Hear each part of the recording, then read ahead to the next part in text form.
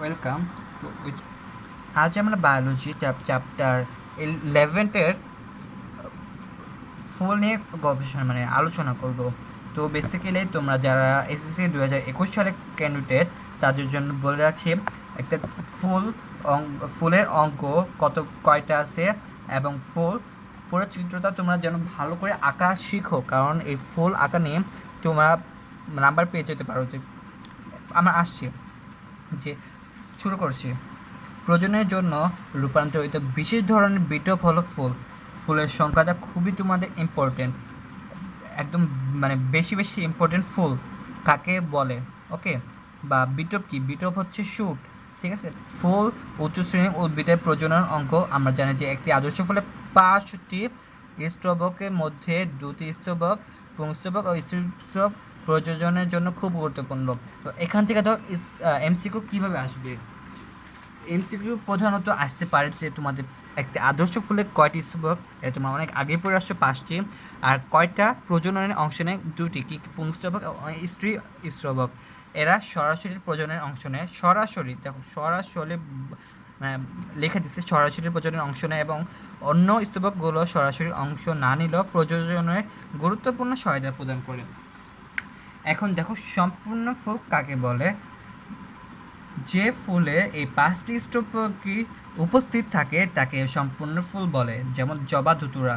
ওকে, তারপর যে কোনো একটি স্তবক না থাকলে সে ফুলকে অসম্পূর্ণ ফুল বলে, যেমন লাউ, কুমড়া। আবার দেখো, বৃন্তযুক্ত ফুলকে সবৃন্তক, বৃন্তহীন ফুলকে অবৃন্তক ফুল বলে। এখানে এমসিকিউর জন্য অনেক গাদা একদম একটা প্যারা বলা যায়। এই প্রজনন অঙ্ক, উদ্ভিদের প্রজনন অঙ্ক ফুল 11.2.1 পার্ট। এই প্রথম প্যারাতে এত এমসিকিউ আসার উপযোগী, তোমার পুরোটা বুঝে মুখস্থ করবে। ওকে, বুঝে তারপর মুখস্থ। বৃন্তযুক্ত ফুলকে সবৃন্তক, যেমন জবা, কুমড়া। আর বৃন্তহীন ফুলকে অবৃন্তক, যেমন হাতিসুর। হাতিসুরটা কিন্তু এখানে আর কোথাও নাম নাই, এটা কিন্তু ইম্পর্টেন্ট আসার মতো, কারণ এখানে বেসিক্যালি একটা আলাদা আছে, কোন মিল নাই আর কারোর সাথে। যখন কোনো ফুলের পুংস্তবক স্ত্রী স্তবক দুটি উপস্থিত থাকে তাকে উভলিঙ্গ বা বাইসেক্সুয়াল ফ্লাওয়ার বলে, যেমন জবা আর ধুতুরা। দেখো এখানে আবার এমসিকিউ কীভাবে আসতে পারে জানো? জবা, ধুতুরা কি কি? জবা, ধুতুরা দেখো সম্পূর্ণ ফুল জবা, ধুতুরা, বাইসেক্সুয়াল জবা, ধুতুরা, ঠিক আছে, মনে রাখবা। আবার আরেকটা আছে জবা, কুমড়া। দেখো বৃন্তযুক্ত জবা কিন্তু 3টাতে আছে। যদি বহুপদী এমসিকিউ আসে তাহলে কিন্তু এটা এমসিকিউ আসার জন্য খুব ইম্পর্টেন্ট। তারপর পুংস্তবক বা স্ত্রী স্তবকের যে কোনো একটি অনুপস্থিত থাকলে তাকে একলিঙ্গ, যেমন লাউ বা কুমড়া বলে। এখন একটা কথা হচ্ছে, বাইসেক্সুয়াল আর ইউনিসেক্সুয়ালের মধ্যে কিন্তু পার্থক্য আসে, এবং অনুধাবনমূলক খতে আসার জন্য উপযোগী, একদম ইম্পর্টেন্ট। তারপর দুটোই অনুপস্থিত থাকলে ক্লিপ লিঙ্গ বলে। এখন আমার ফুলের বিভিন্ন অংশ নিয়ে কথা বলবো। ফুলের বিভিন্ন অংশের মধ্যে আছে পুষ্পাক্ষ, সাধারণত গোলাকার। পুষ্পাক্ষ কি? তোমরা চিত্র না দেখলে বুঝবে না, চিত্র আগে দেখাই তারপর বলি। এখানে একটা আদর্শ ফুলের বিভিন্ন লম্বজেট দেখাচ্ছে। পুষ্পাক্ষ হচ্ছে ফুলের পুষ্পাক্ষ সাধারণ গোলাকার। এটা কিন্তু গোলাকার, তোমাদের বোঝানোর স্বার্থে গোলাকার। ওকে, আর ফুলের বৃন্ত শীর্ষে অবস্থান করে। বৃন্ত কি? বৃন্ত হচ্ছে শীর্ষ উঁচুতে, বৃন্তের উঁচুতে অবস্থান করে পুষ্পাক্ষ। এর উপর বাকি 4টি স্তবক পরপর সাজানো থাকে। তোমাদের এই এমসিকিউ অনেকবার আসছে যে পুষ্পাক্ষের উপর কয়টি স্তবক সাজানো থাকে? 1 2 1 2 3 4, 4টা। কি কি দাও দেখে নিন।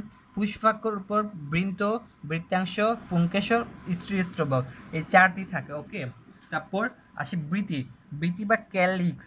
তোমাদের একটা কথা বলে রাখি যে ফুলের বিভিন্ন অংশে দেখো বিভিন্ন পুষ্পাক্ষ বৃত্তিতে জলমণ্ডলের ইংলিশে নাম দিয়ে রেখেছে থ্যালমাস, ক্যারেলে, কোলোরুলা বা পুংস্তবক অ্যান্ড্রোসিয়াম। এগুলো কিন্তু তোমাদের ইংলিশে নাম জানা খুবই ইম্পর্টেন্ট, কারণ তোমাদের অনুধাবন বা জ্ঞানমূলক প্রশ্ন অথবা এমসিকিউ কিন্তু তোমাদের শুধু ইংরেজি শব্দ দিয়ে বলতে পারে এটা কি, এটা কি, এটা কি, ঠিক আছে। এখন বৃতি অংশ আছে, বৃতি বা ক্যালিক্স। ক্যালিক্স কি? এটা খুবই একটা ইম্পর্টেন্ট প্রশ্ন। ক্যালিক্স হচ্ছে যখন এটি সম্পূর্ণরূপে খণ্ডিত হয় তাকে বৃযুক্ত বৃতি বলে। ক্যালিক্স বা বৃতি কি? ফুলের বাইরের স্তবকের বৃতি বলে। ফুলের বাইরের স্তবককে বৃতি বলে। বৃতি খণ্ডিত না হলে সেটি যুক্ত বৃতি। তারপর কিন্তু যখন এটি সম্পূর্ণরূপে খণ্ডিত হয় তখন তাকে বিযুক্ত বৃতি বলে। বিযুক্ত বৃতি কি? ইম্পর্টেন্ট প্রশ্ন, তোমার দাগায় রাখো। তারপর এ পরিতে খণ্ডকে বৃত্তাংশ বলে। সবুজ বৃতি খাদ্য প্রস্তুত কাজে নেয়। এটা ইম্পর্টেন্ট, কারণ সবুজ, আমি বলি সবুজ একটা গাছ যখন সবুজ হয় তখন সে ক্লোরোফিল উৎপন্ন করে, তখন কিন্তু সে সালোক সংশ্লেষণ ও খাদ্য উৎপন্ন করে। এটা সবুজ বৃতি খাদ্য প্রস্তুত কাজে নেয়। এটা তোমার দাগাও। তারপর এদের প্রধান কাজ ফুলের ভিতরের অংশগুলোকে রোদ বৃষ্টি, এই দেখো তোমার দাগে রাখো, খাদ্য প্রস্তুতে কাজে নেয়। তারপর প্রধান কাজ ফুলের ভিতরের অংশগুলোকে রোদ বৃষ্টি পোকার আক্রমণ থেকে রক্ষা করা। তবে যখন বৃতি রং বেরঙের হয় তখন তার পরাগায়নে সাহায্য করে। রং বেরঙের হলে তখনই কিন্তু পরাগায়নে সাহায্য করে। সবুজ হলেও কিন্তু সালোক সংশ্লেষণে অংশ নেয়। তবে দেখো পরাগায়নের মাধ্যম হচ্ছে পোকামাকড়, পশু পাখি ইত্যাদিকে আকর্ষণ করে। পরাগায়নের মাধ্যম কি কি এখানে লেখা আছে, সামনে আবার পেয়ে যাব। তারপর দেখো দলমন্ডল বা করল্লা। দলমন্ডল হচ্ছে পাপড়িটাকে দলমন্ডল বলা হয়। এটি বাইরের স্তবক, এটি বাইরের দিক দিয়ে দ্বিতীয় স্তবক। প্রতিটি খণ্ডকে দল বা পাপড়ি বলে। দেখেছো, বললাম না পাপড়িকে দল বলে। আর পাপড়িগুলো যুক্ত থাকলে যুক্ত দল, আলাদা থাকলে বিযুক্ত দল বলা হয়। পাপড়ি সাধারণত রঙিন হয়। এরা ফুলের অত্যাবশ্যকীয় অংশগুলোকে রোদ বৃষ্টি থেকে রক্ষা করে। উজ্জ্বল ঝলমলে রঙের দলমন্ডল পোকামাকড় পশু পাখি আকর্ষণ করে এবং পরাগায়নে সহায়তা করে। অনেক সময় ফুলের পাপড়ি কোনো পোকামাকড়কে বসে মধু খেতে সাহায্য করে। এগুলোর মধ্যে সবচেয়ে ইম্পর্টেন্ট হচ্ছে পাপড়ি কাকে বলে, যুক্ত দল কাকে বলে, বিযুক্ত দল কাকে বলে, আর হচ্ছে পাপড়ি সাধারণত রঙিন হয়। এরপর পুংস্তবক। পুংস্তবক দেখো হাজার হাজার এমসিকিউ করা সম্ভব। পুংস্তবক ইংলিশ কি? অ্যান্ড্রোসিয়াম। যদি বলে অ্যান্ড্রোসিয়াম কত নাম্বার স্তবক, তার মানে কি তৃতীয় নাম্বার স্তবক। তারপর দেখো এটি একটি অত্যাবশ্যক অংশ। এই স্তবকের প্রতিটি অংশকে পুংকেশর, স্টেমেন। এই দেখো স্টেমেন কি? স্টেমেন হচ্ছে পরাগদণ্ড। একটা হচ্ছে দণ্ড, আরেকটা হচ্ছে পরাগধানী। এটা হচ্ছে ধানীর দণ্ড। আর পরাগদণ্ড ইংলিশ কি? স্টেমেন। আমি তোমাদের আগে বলে রেখেছিলাম যে তোমরা ইংরেজিটা মুখস্থ করবে। স্টেমেন বলে, স্টেমেন কাকে বলে? পুংস্তবককে। প্রতিটি অংশকে পুংকেশর বলে বা স্টেমেন বলে। এটি পুংস্তবককে এক বা একাধিক পুংকেশর থাকতে পারে। প্রতিটি পুংকেশর দুইটি, যথা পুংদণ্ড পরাগদণ্ড। ফিলামেন্ট দেখো তোমাদের কিন্তু পুংদণ্ডে ইংলিশ দেয় নাই, পরাগদণ্ড ইংলিশ দিচ্ছে ফিলামেন্ট, কিন্তু দুটোই একই। মজা করলাম। পরাগধানী বা পরাগথলি হচ্ছে অ্যান্থার। এই দেখো স্টার দিয়ে রেখেছি, এটা তোমাদের জন্য খুবই ইম্পর্টেন্ট। ওকে, পুংকেশর দণ্ডের মতো অংশকে পুংদণ্ড এবং শীর্ষের থলির মতো অংশকে পরাগধানী থলি বলে। পরাগধানী এবং পুংদণ্ড সংযোগকারী অংশকে যোজনী বলে। যোজনী কাকে বলে? যোজনী হচ্ছে গিয়ে তোমাদের নাম বোঝালে তোমরা নাও বুঝতে পারে যে পরাগদণ্ড পরাগধানী, এটা যে বিন্দুতে মিলিত হয়েছে ওটাই হচ্ছে যোজনী। পরাগধানী আর পরাগদণ্ড সংযোগকারী অংশকে যোজনী বলে। পরাগধানীর মধ্যে পরাগ উৎপন্ন হয়। এই পরাগরেণু অঙ্কুরিত হয়ে পরাগনালী পলেন টিউব গঠন করে। এই পরাগ নালিকায় পুংজনন কোষ বা মেল গেমেট উৎপন্ন হয়। কোথায় মেল গেমেট উৎপন্ন হয়? পরাগনালিকায়। দেখো পুংজনন কোষ সরাসরি জনন কাজে অংশগ্রহণ করে। কখনো পুংস্তবকে পুংদণ্ডগুলো পরস্পরের সাথে সংযুক্ত হতে পারে, আবার পরাগধানীগুলো কখনো পরস্পরের সাথে যুক্ত থাকে। পরাগদণ্ড একগুচ্ছে থাকলে তাকে একগুচ্ছ, যেমন জবা। দুই গুচ্ছ থাকলে দ্বিগুচ্ছক। ডাইডলফাস বা যেমন মটর। বহুগুচ্ছ থাকলে তাকে বহুগুচ্ছ পুংস্তবক বলা হয়, যেমন শিমুল। যখন পরাগধানী একগুচ্ছ থাকে তাকে যুক্তধানী বা সিনজিয়াস বলে। এটা তোমাদের কতে আসার মতো বা এমসিকিউতে আসতে পারে। মূত অবস্থায় এবং পুংকেশর দলমণ্ডল সাথে সাথে সাথে থাকলে তাকে দলনগ্ন বা দলনগ্ন পুংস্তবক, যেমন দুতুরা। এখান থেকে তোমরা ফিলামেন্ট, পরাগধানী, পরাগথলি বা অ্যান্থার, যে অ্যান্থার, ফিলামেন্ট, স্টামেন, তারপর হচ্ছে গিয়ে মেরিকেমেট কোথায় উৎপন্ন হয়? নালিকায়, পরাগ নালিকায় পুংজননকোষ বা মেরিকেমেট উৎপন্ন হয়, এই চারটা। তারপর হচ্ছে গিয়ে একগুচ্ছ, দ্বিগুচ্ছ, বহুগুচ্ছ, এগুলো হচ্ছে গিয়ে উদাহরণগুলো, মানে উদাহরণগুলো তো মনে রাখবা। ওকে, তারপর দেখো পুংকেশরের বিভিন্ন প্রকার সজ্জা। একগুচ্ছ মানে কি জানো? একটা গুচ্ছের মধ্যে হাজার হাজার গুলো রয়েছে না, এগুলো একগুচ্ছ বলে। পুংকেশর, এগুলো পুংকেশর বলে। তারপর দ্বিগুচ্ছ মানে দেখো এখানে দুইটা কিন্তু উৎপন্ন হয়েছে, এখানে একটা উৎপন্ন হয়েছে, এখানে দুইটা উৎপন্ন হয়েছে, এর জন্য দ্বিগুচ্ছ। আর এখানে বহু মানে অনেকগুলো উৎপন্ন হয়েছে, এর জন্য এগুলো বহুগুচ্ছ। যুক্তধানী মানে একটা অনেকগুলো পুংকেশর বা পুংকেশরগুলো একটা জায়গায় মানে সাজা থাকবে, এটা যুক্তধানী মানে যুক্ত থাকবে। আর দললগ্ন হচ্ছে দল হচ্ছে গিয়ে পাতা, পাপড়ি। ওকে, দল বা পাপড়ি, তোমার আবার দেখে রাখি, দল বা পাপড়ি। পাপড়ির মধ্যে যে থাকবে সেটা দল লগ্ন, মানে দল লগ্ন, লগ্ন মানে কাছাকাছি, দল মানে পাপড়ি। তোমার একটা বায়োলজি বা যে কোনো সাবজেক্টে একটা শব্দের ভাঙলে কী কী শব্দ আসে ওগুলো থেকে পড়লে তোমাদের সহজ হবে। তারপর দেখো স্ট্রোবক বা জাইনোসিয়াম। স্ট্রোবক বা গর্ভকেশরের অবস্থান ফুলটির কেন্দ্রে। ওকে, এটি ফুলের আর একটি অত্যাবশ্যকীয় স্তবক। স্তবক এক বা একাধিক গর্ভপত্র নিয়ে গঠিত হতে পারে। একটি গর্ভপত্রের তিনটি অংশ, গর্ভাশয়, গর্ভদণ্ড, গর্ভমুণ্ড, ইংলিশ কি অভারি, স্টাইল অ্যান্ড স্টিগমা। যখন কতগুলো গর্ভপত্র নিয়ে একটি স্তবক গঠিত হয়, যখন কতগুলো গর্ভপত্র নিয়ে একটি স্তবক গঠিত, এরা সম্পূর্ণভাবে পরস্পরের সাথে যুক্ত থাকে, তখন যুক্ত গর্ভপত্রী বলে। আর আলাদা থাকলে বিযুক্ত গর্ভপত্রে। আলাদা মানে বিযুক্ত হয়েছে, আর যুক্ত ছিল থেকে যুক্ত গর্ভপত্রে হয়েছে। গর্ভাশয়ের ভিতরে এক বা একাধিক ডিম্বক বিশেষ নিয়মে সজ্জিত থাকে। এইসব ডিম্বকের মধ্যে স্ত্রী প্রজননকোষ, ডিম্বাণু সৃষ্টি হয়। এই ডিম্বাণু পুংস্তবকের মধ্যে সরাসরি জনন কাজে অংশগ্রহণ করে। তোমরা এখান থেকে তিনটি অংশ এটা পড়বা, ইংলিশ সহ পড়বা। তারপর কি নিয়ে গঠিত, মানে স্ত্রীস্তবক কি নিয়ে গঠিত, গর্ভপত্র, এটা পড়বা। যুক্ত গর্ভপত্রী আর আলাদা থাকলে বিযুক্ত পত্রী, এতটা ইম্পর্টেন্ট। হ্যাঁ, পড়ো, ইংলিশগুলো বেশি পড়বা।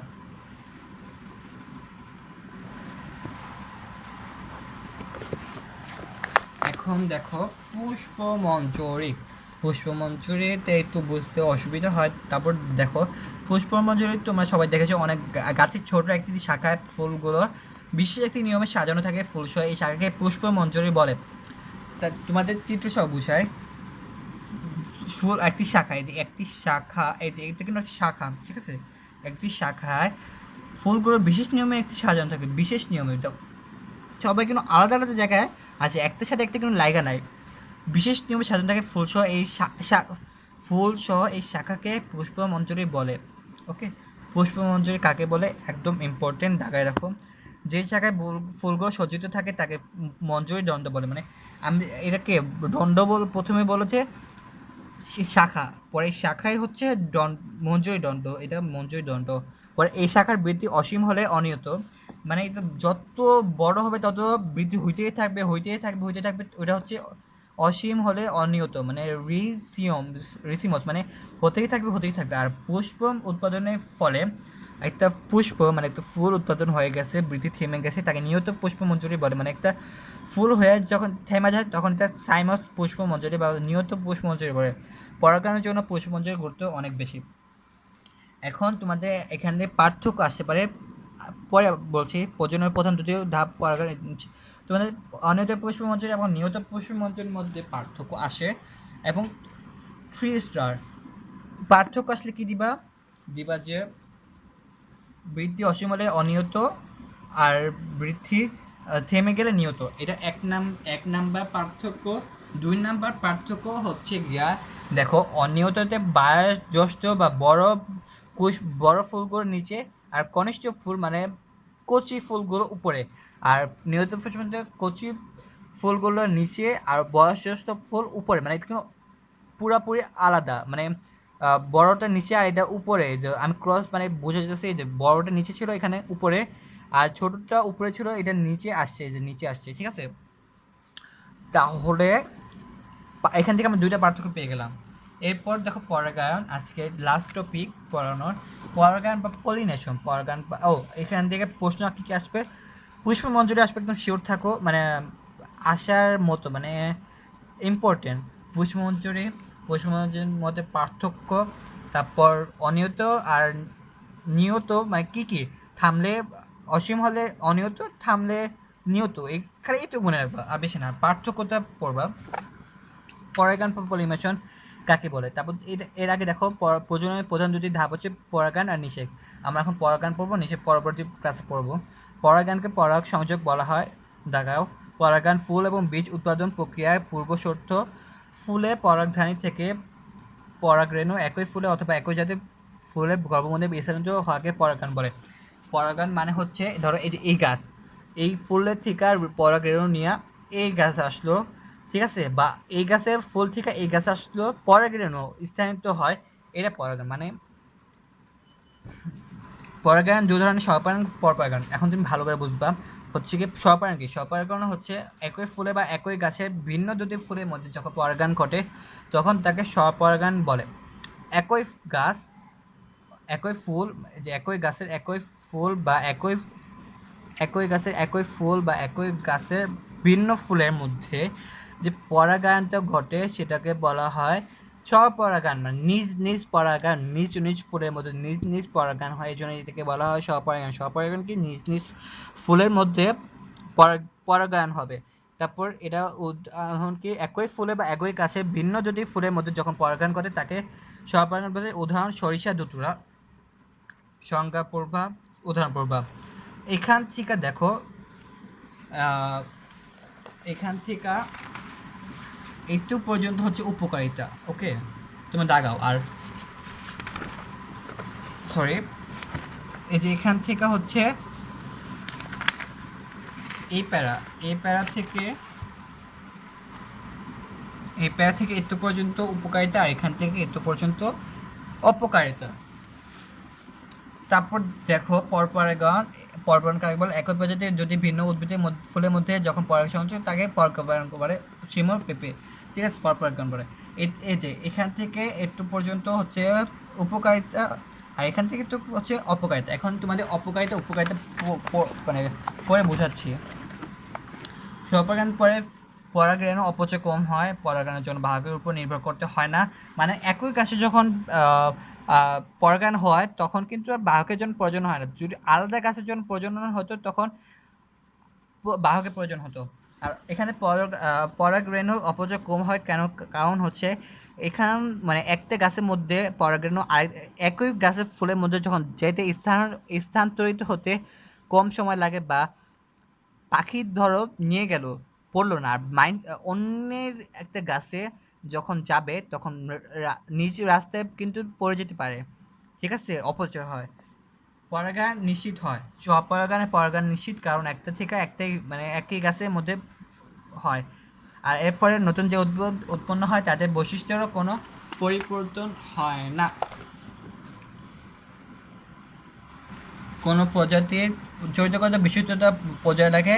আর অপকারিতা কী কী, এতক্ষণ আমরা উপকারিতা পড়ছি, আর অপকারিতা হচ্ছে এতে জিনগত বৈচিত্র্য কম থাকে, এই বীজের থেকে জন্ম নেওয়া নতুন গাছের অভিযোজন ক্ষমতা কমে যায় এবং অচির প্রজাতি বিলুপ্ত ঘটে। অভিযোজন মানে নতুন উদ্ভিদ সৃষ্টি করা, এদের অভিযোজন ক্ষমতা, এবং এই জন্য প্রজাতি বিলুপ্ত ঘটে। আর পরপরাগায়নের উপকারিতা হচ্ছে পরপরাগায়নের ফলে নতুন চরিত্রের সৃষ্টি হয়, বীজের অঙ্কুরোদ্গমের হার বৃদ্ধি পায়, বীজ অধিক জীবনে শক্তি সম্পন্ন হয়। কারণ দুইটা ফুলের থেকে নিছে, একটা ফুলের থেকে নিছে নিজের, মানে পরপরাগায়ন হচ্ছে তো অন্যের উপর পরাগায়নের উপর নির্ভর করা, অন্যেরটা নিচ্ছে আবার নিজেরও তো আছে, তাই না?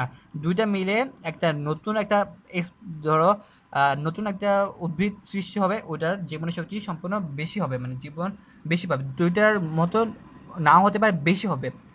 নতুন প্রজাতির সৃষ্টি হয় যদি ভিন্ন গুণসম্পন্ন গাছের মধ্যে পরাগায়ন ঘটে, তাই এই ফলে যে বীজ উৎপন্ন হয় তা নতুন গুণসম্পন্ন এবং বীজ থেকে যে গাছ জন্মায় তাও নতুন গুণসম্পন্ন। এই কারণে এইসব গাছের নতুন বৈচিত্র্যের সৃষ্টি হয়। তবে এটি বাহক নির্ভর, এরা অপঘাত। এগুলো বাহক নির্ভর প্রক্রিয়া হয়, পরাগায়ন নিশ্চয়তা থাকে না। আর স্বপরাগায়ন পরাগায়নের নিশ্চয়তা থাকে, কারণ এর একই গাছের মধ্যে পরাগায়ন হওয়া নিশ্চিত। পরাগায়নের অপচয় হয় করে, আমি তো আগে বুঝিয়ে দিলাম। প্রজাতির বিশুদ্ধ নষ্ট হওয়ার সম্ভাবনা থাকে। এখন স্বপরাগায়ন আর পরপরাগায়নের মধ্যে সংজ্ঞা সংজ্ঞা উদাহরণ উদাহরণ সংজ্ঞা সংজ্ঞা উদাহরণ আর পার্থক্যটা দেখো। পার্থক্য তোমাদের ইম্পর্টেন্ট, যে এগুলোর পার্থক্য, স্বপরাগায়ন পরপরাগায়ন পার্থক্য আর নিয়ত অনিয়ত পুষ্পমঞ্জের পার্থক্য। যে এই তোমরা দেখে নাও যে পার্থক্য 2 স্টার। ওকে, পার্থক্য পড়বা। আর যে চিত্র সহ বুঝতে পারবা একই গাছের মধ্যে বিভিন্ন ফুলে পরাগায়ন হচ্ছে, এটা হচ্ছে স্বপরাগায়ন। আর এটা এই গাছ থেকে আরেকটা গাছে যাচ্ছে, এটা হচ্ছে পরপরাগায়ন। এখন তোমাদের কিছু মেমোরি টাইপ দিব, শর্টকাট উদাহরণ মনে রাখার। এগুলো হচ্ছে স্বপরাগায়ন। তোমার আগে অল্প অল্প দেখে নাও। ধূস ধূস স্বপরাগায়ন ঘটে গেল।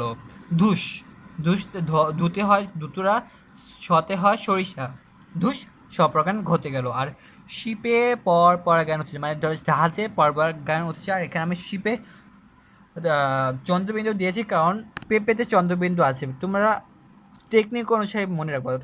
শিমুল পেঁপে পরাগায়ন পরপরাগায়ন, শিমুল পেঁপে পরপরাগায়ন। কারণ তোমাদের বোর্ড বা টেস্ট পেপার সলভ করলে এই দুইটার উদাহরণ অনেক আসে, কোনটা কি, মানে কোনটা স্বপরাগায়ন কোনটা পরপরাগায়ন।